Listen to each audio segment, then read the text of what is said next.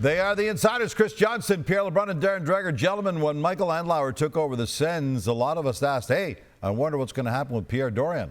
Could the fans be asking themselves a similar question right now, Darren?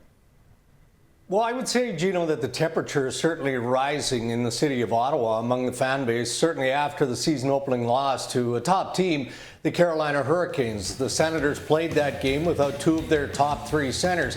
But ownership of the Ottawa Senators also appreciates that Pierre Dorion is trying to create cap space.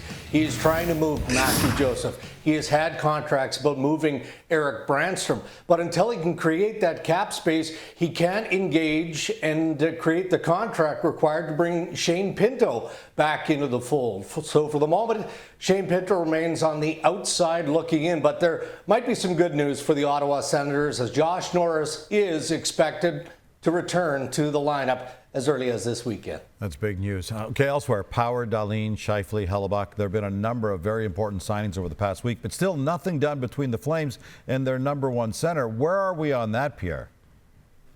Well, and those signings that you mentioned, Gino, what they have in common is that opening night created a bit of a pressure point that both sides in those instances wanted to get a deal done and get it over with before the puck drop. Well, the same thing existed here in the dialogue between the Calgary Flames and Elias Lindholm and his camp led by Newport Sports, except, you know, obviously a deal hasn't got done. And the reality is, from what we understand, they're still just not close yet on a number that would end this. And so the positive is that the dialogue continues. There hasn't been a line drawn in the sand here, so that's good. But you know, I think the Flames look at the recent extension signed by Scheifele at 7 years at $8.5 million a year, perhaps as something that can be, you know, looked at in the talks here with Lindholm. But for now, not signed. And of course, now that the season has started, it gets harder and harder perhaps to sign a player of that magnitude. We saw some pretty rough goaltending on night number 2, so I guess it shouldn't be a huge surprise that we've noticed a pattern with a number of the clubs right now, CJ. Well, yeah, it might not be a surprise, but it is unusual because right now you have 5 NHL teams carrying 3 healthy goaltenders at this point in time. That's Montreal, Detroit, Buffalo, Philadelphia, and Colorado. And I would suggest to you it's because they're worried about protecting their assets. We saw a couple goaltenders claimed off waivers in the preseason during training camps, and I think a lot of these teams are trying to hold back one of their more veteran players and so as not to expose that person to waivers. Take the Canadians, for example. They have Caden Primo as their third goaltender right now in camp. They didn't believe he would get through waivers. They're committed to keeping him for the foreseeable future in the NHL. No exact timeline, but they want to wait it out until some of the creases around the league are more settled.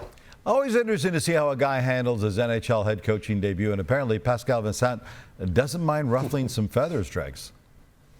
No, by healthy scratching Kent Johnson. And this caused a bit of a stir, I would say, around the National Hockey League. But this is Pascal Vincent trying to tweak the culture of the Columbus Blue Jackets a little bit. Johnson didn't have a terrific camp. Other players played better than him, hence they're getting a start in the lineup with the Columbus Blue Jackets. But this isn't an indictment on the 5th overall pick either. Pascal Vincent knows that Kent Johnson is a special talent. He knows that he's key to a successful future for the Blue Jackets. He should be back in the lineup on Saturday. Steven Stamkos has been outspoken about being disappointed and frustrated that the Lightning still haven't approached him about an extension, and it seems that's not going to change anytime soon, Pierre? No, and he knows that, and so does his camp led by Donnie Meehan. I mean, I spoke with Julien Brisebois, the GM of the Lightning, yesterday for a piece I wrote in The Athletic, and on Stamkos, you know, Brisebois said he wasn't blindsided by those comments from his captain last month because that's exactly the sentiment that Stamkos shared with Brisebois when they met in the summer.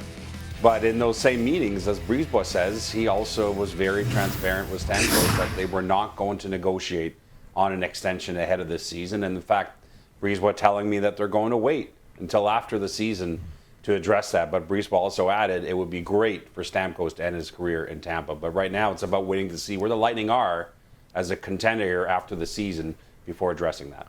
Oilers' 4th overall pick in 2016, Jesse Puljujarvi, who was traded to the Devils just for the deadline, needed double hip surgery a few months ago. What's the latest on his possible return, CJ? Well, I'm told it's going extremely well. The rehab process has been very encouraging for Jesse Puljujärvi. So well, in fact, that he may be ready to return to the NHL as soon as next month. And so when it was revealed he would need that double hip surgery in the offseason, he didn't receive a qualifying offer from the Carolina Hurricanes. And so he is an unrestricted free agent. He's back in Finland now. He's resumed skating, said to be feeling strong, and he's looking for a new deal, perhaps a low-risk option, low-cost option for a team to bring in during the season. They are the insiders, Chris Johnston, Pierre LeBrun, and Darren Dreger.